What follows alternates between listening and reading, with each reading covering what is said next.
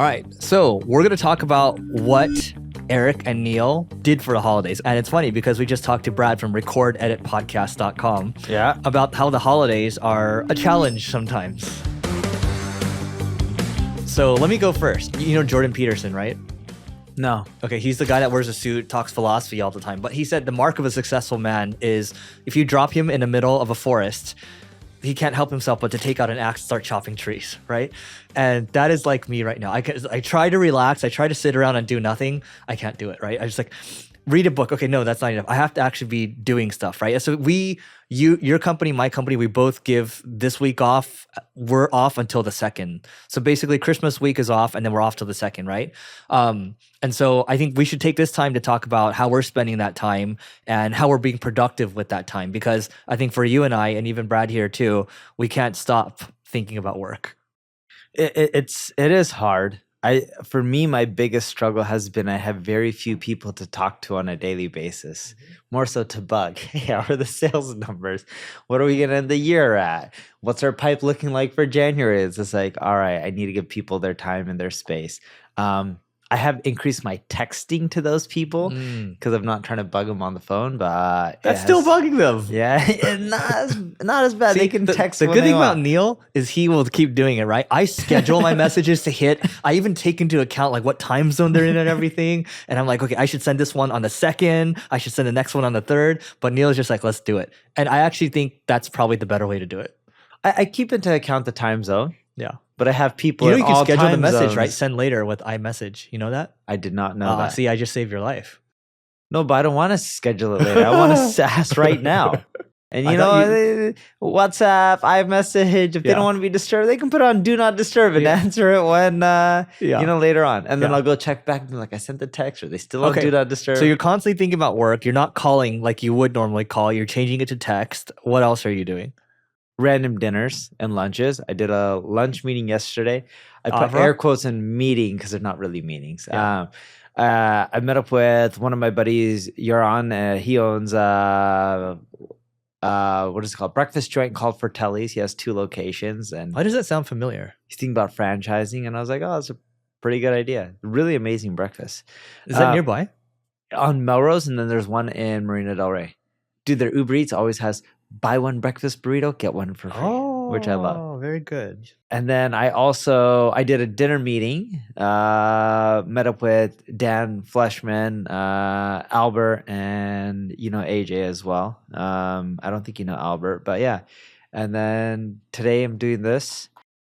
Yeah, this counts as a meeting. Yeah, this counts as a meeting. Yeah. And then I'll take the kids to Century City. Oh, the mall? Yeah. I might go there after this. Yeah. So I'll take them to Century City. I was telling my kid, I was like, Dad needs a pair of white shoes. Because my favorite white shoe brand is actually Common Projects. Yeah. They don't make half size, so they always hurt my feet. Uh-huh.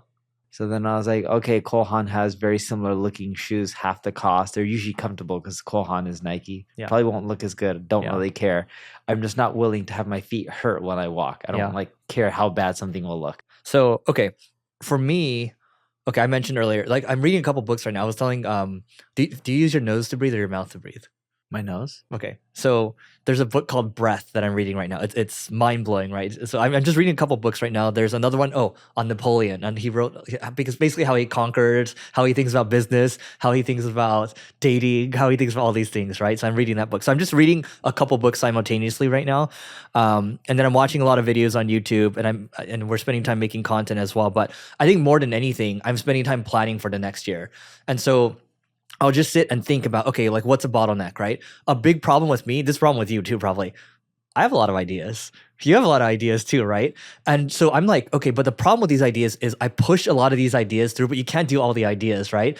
And I'm just like, okay, so what can we do to stop this madness from happening? That's largely coming from me, right? And so I'll think about things like that. What are the bottlenecks that are holding us back right now? What's stopping us from reaching? Like, what are all the things we need to do to fail? And this is a Charlie Munger exercise. He talks about always invert. And by the way, I finished reading this book called Worldly Wisdom. I paid $83 for it.